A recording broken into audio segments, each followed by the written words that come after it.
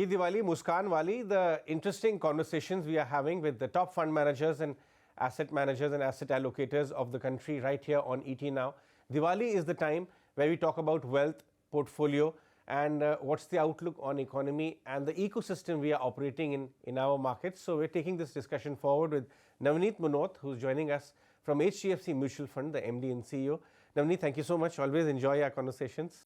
My pleasure entirely, and wish you and all your viewers a very happy Diwali. Thank you very much for that. Navneet, you are someone who form your market view taking into account what's happening in the global macros, the Indian economy, all of that, and that's how we get a 360-degree view.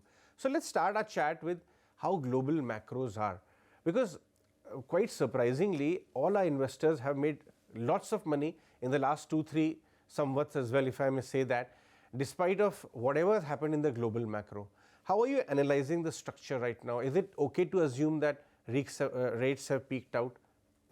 So world is geopolitically realigning, world is demographically diverging, world is digitally redesigning, world is deleveraging, decarbonizing, and as far as rates are concerned, I think we are in an environment where we'll have to live with higher for longer. There's an extended period, particularly since global financial crisis from 2008 to 2022, where we have lived through an era of extremely low rates. Almost at the peak, 17 or 18 trillion dollars of bonds were trading at zero or negative yields.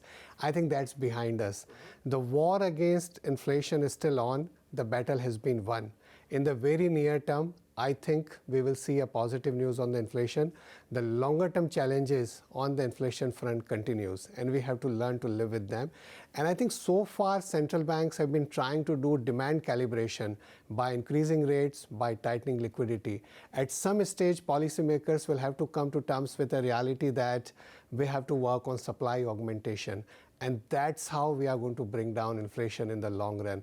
And that will create maybe another set of opportunities from 2024 onwards.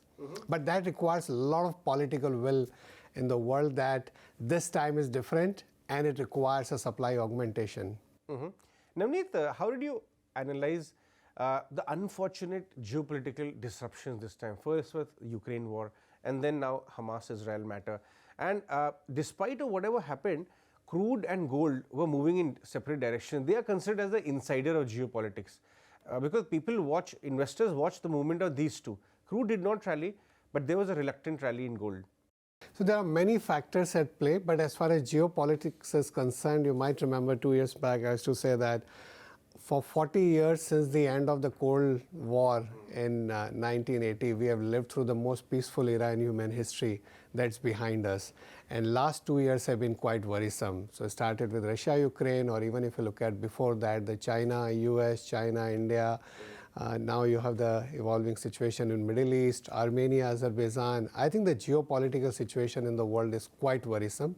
And over the next several years, that's one factor which I think historically investors ignored, but won't be able to ignore that completely. As far as crude oil and gold and some of the other things are concerned, there are many variables. I mean, look at crypto. I think Bitcoin is back in a big way compared to, nobody expected that. I wasn't expecting the kind of rally we have seen in Bitcoin. Well, that's correct.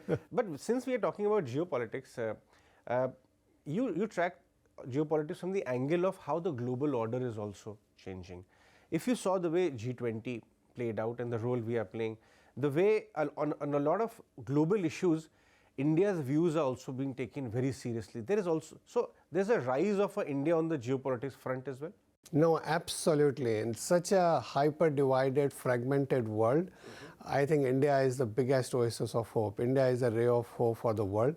And I think our leadership of G20, where Prime Minister led from the front by giving the strong message of Vasudhaiv Kutumbakam, the whole planet is my family, the whole world is my family.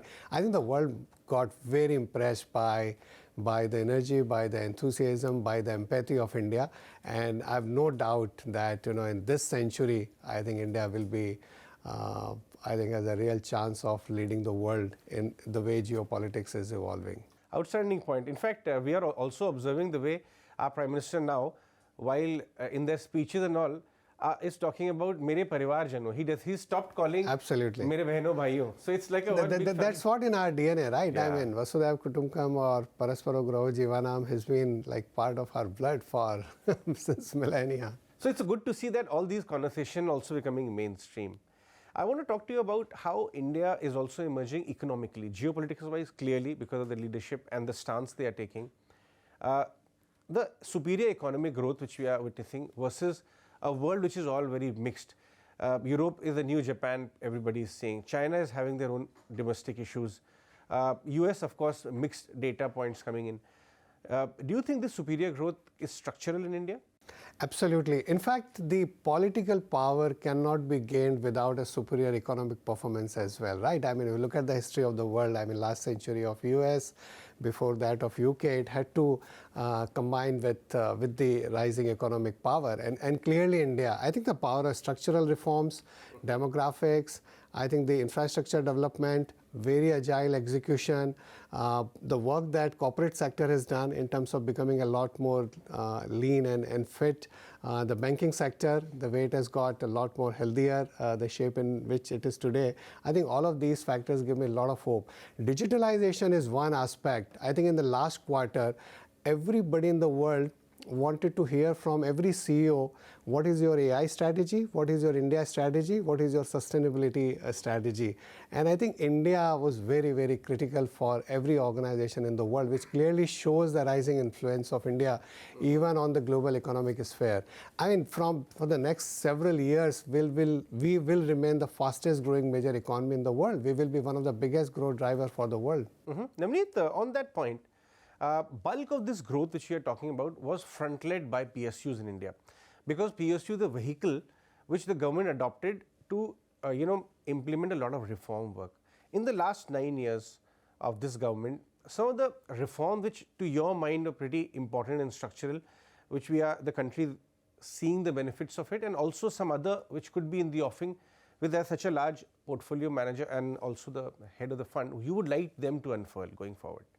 The countries that transform from emerging economy to a large developed economy, they get three things right. The number one is structural reforms, ease of doing business, focus on supporting entrepreneurs, some of those things. I think we have done a wonderful job on that. I mean, I don't have to repeat all the reforms that have happened, and the focus on infrastructure that we have now, physical, social, and digital infrastructure. The number two is education and innovation. There, I think historically India didn't do well on education, but the innovation, the focus on digitalization has given us an opportunity to leapfrog on many fronts. I mean, financial sector is a classic example, or variety of other factors. Thanks to India's ability to leapfrog on the digital technology, I mean, UPI and many other examples can be given, has given us a big opportunity. The third thing that doesn't get talked about much in India about the reforms we have done in last 9 years is the high quality social security net. This is very different that has happened in India, which is a combination of things like, look at from this perspective, a free toilet, free LPG cylinder, a basic electricity, an LED bulb, Sukanya Samriddhi, Ayushman Bharat, Atal pension, and the tap water in home, a combination of, and then now the food for 80 crore Indians. All of this take care of the basic necessity of 80-90 crore people. Over a period of time, those people join the consuming class of the country. You look at most of the people who, when they talk about the addressable market in India, it ends somewhere at 10, 20, 30 crores. It doesn't go to that the next 70, 80 crores. There's a real possibility as we keep focusing on that, providing the basic social security to 70, 80 crore people. You're talking about very different numbers from a consumption perspective in future. Yeah, you're right about that. In fact, when we speak to a lot of companies, they are witnessing, the income tax data shows the migration of a lot of lower income group to middle income, and of course the larger income. So, but at the same time, there's a lot that needs to be done. I'm sure you are hearing from companies that premium end of the consumption is doing well. Yeah. The low end of consumption is not doing as well as expected. But I think we need to continue to focus on that part of the economy as well. Let's talk about how the portfolio construction strategy should be, Navneet, in this backdrop that we are talking about, India versus the world. Broadly, we are also at a time on Diwali, we don't focus on quarter-to-quarter issues, but on 3 to 5 year kind of a portfolio strategies. So, do you see healthy earnings growth in India? both large cap and mid tier to have a direction of upwards? Absolutely. I think the quality of balance sheet has clearly improved of the corporate sector as a whole. And as I mentioned earlier, everybody has invested heavily. They've become leaner and fitter. They are all ready for the higher growth over the next several years. I think some of these trends, formalization, digitalization, automation, financialization, all of these are very structural trends with tremendous opportunity over the next several years. So there's always, the naysayers say corporate India is not investing enough.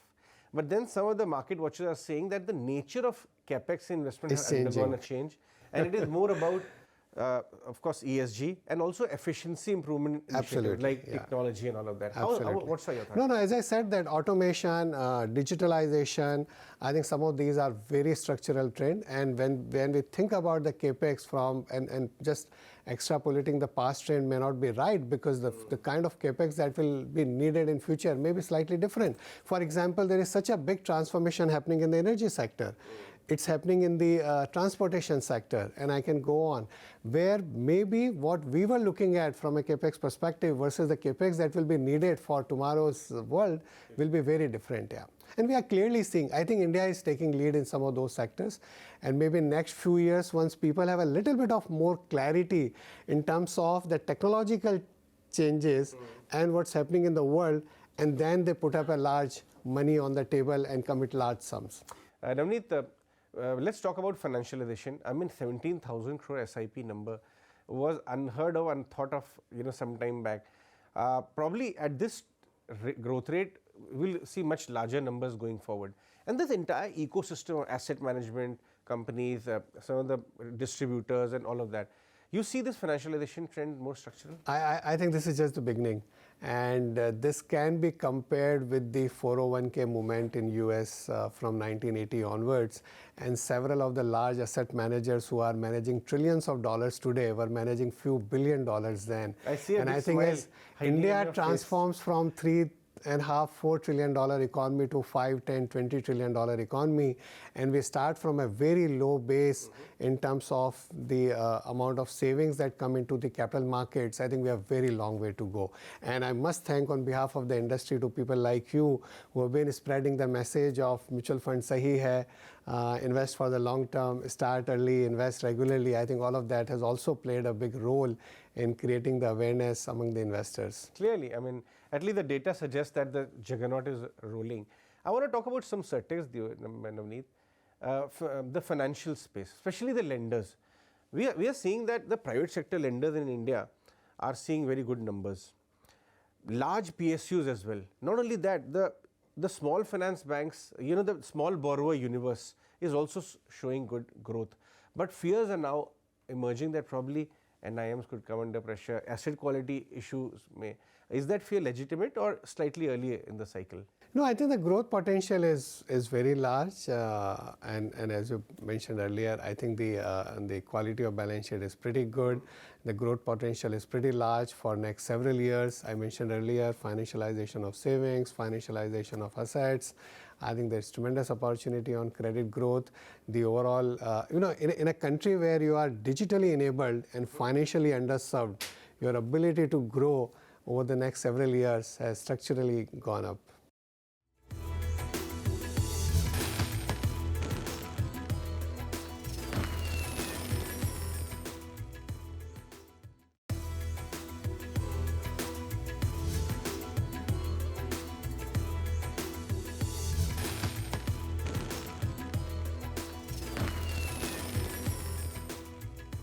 You spoke about climate change earlier.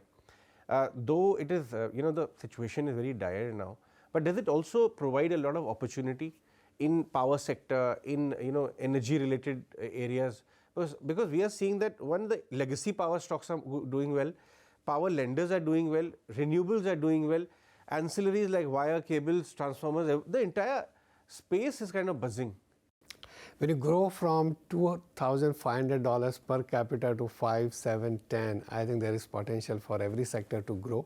And you talked about the energy. Of course, it has to undergo a massive transformation. The entire transportation, the way we live, the way we kind of conduct our day-to-day business has to undergo a change looking at the climate change, which requires a newer way of thinking, which requires a different way of investing. And I'm sure we are going to see that over the next several years.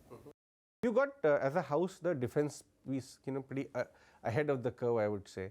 Anything else, the mega trend which you are researching closely? That was a bigger faith on the revival or the renaissance of manufacturing in India, thanks to many opportunities. Government has a big focus on Make in India and all the supportive policies that they have been putting, right from the whether a favorable taxation regime, whether the Make in India, the PLI, and variety of other supportive initiatives, including the infrastructure development, which is very good in the long run for the manufacturing sector because brings down the cost of logistics, the cost of power, the cost of factor markets. I think that's very good for the manufacturing in the long run. I think defense clearly stood out for us. We were pretty early in identifying that theme and has done very well. So what's the new contra call you've taken? What's the new contra call or something different or ahead of the curve, which as a house? No, I don't think that you have to really always look for a contra call, but in general, I think our view a couple of years back was that I think this whole quality at any price or growth at any price wasn't the right way of investing. You need to remain focused on valuations as well, and that call, I think by and large has done very well. So what's the call right domestic now? Cyclicals. I think that was like a bigger call that domestic cyclicals would do. Are you holding that call? Or I think it's still, because it's a long way to go. I mean, look at the global situation today. India is clearly, I mean, I'm repeating the word, India is clearly an oasis of hope, and for next several years, there'll be multiple drivers of growth, and you need to identify the right stock. I think the trick is not to look at too much from a macro perspective, but I think just continue to focus on bottom-up stock picking. One part, so there are three global sectors. I just want to get it out of the way just to understand your call. One is pharma, IT, and metals. Is there anything you're looking within this space incrementally? I think my fund managers will do a better job in kind of answering some of those at the micro level. But in general, as I mentioned, that I think the domestic cyclicals, simply because the growth prospects in India are better than the other places. But in most of the, I mean, by and large, I mean, when we look at our fund performance, it gets attributed to three sources: market timing, sector allocation, stock selection. Our biggest focus has always been on stock selection. The sector allocation is a derivative of what you like on a bottom-up basis. There could be some top-down views here and there, but we always look at a bottom-up opportunity. You touched upon valuations, Navneet. There is one view that overtly excessive money is chasing small cap, mid cap, and valuations are frothy. The other view is that India actually is a broad-based, kind of story. So the mid-cap, small-cap actually give a better participation of the real India story. So how do you balance the two? So investors have cognitive biases. We always talk about it. I think there is a recency bias. Investors look at what has happened in last 3-6 months or maybe at 12 months and try to extrapolate that. Clearly, the mid and small cap funds have done extraordinarily well in last 3 months, 6 months, 12 months, but that should not be extrapolated. Our mid and small cap funds may have delivered 25-30% over the last few months, but you cannot expect 25-30% every year. You have to look at the long-term track record.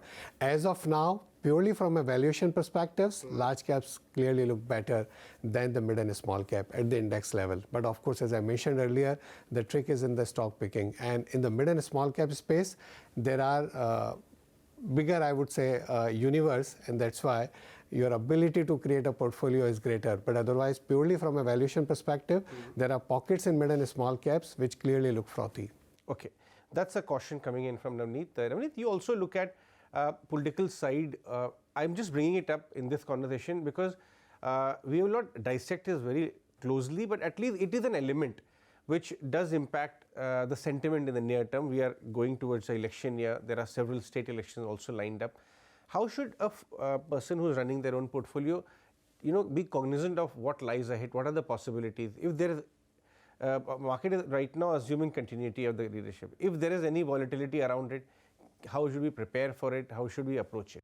So an investor needs to keep three things in the mind: the world we are in. The world we are in, everything is unpredictable, everything is faster, everything is questionable.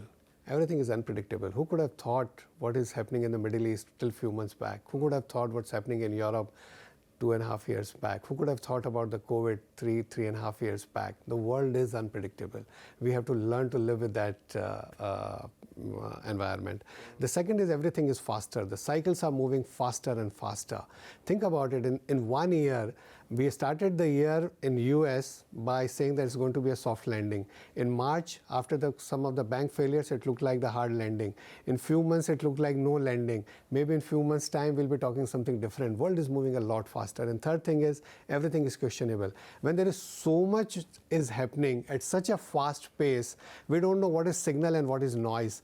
For investing success, more important thing is just focus on the long term, just focus on the signal, don't focus, ignore the noise. Easier said than done, but that's very critical to make money given the environment we are in globally. That's a very interesting point you made. Navneet, talking of signals, you meet industry leaders both globally as well as domestically. What are the signals you're getting, the broad direction countries taking? Going back a little more macro in terms of finding out what's the depth of this growth.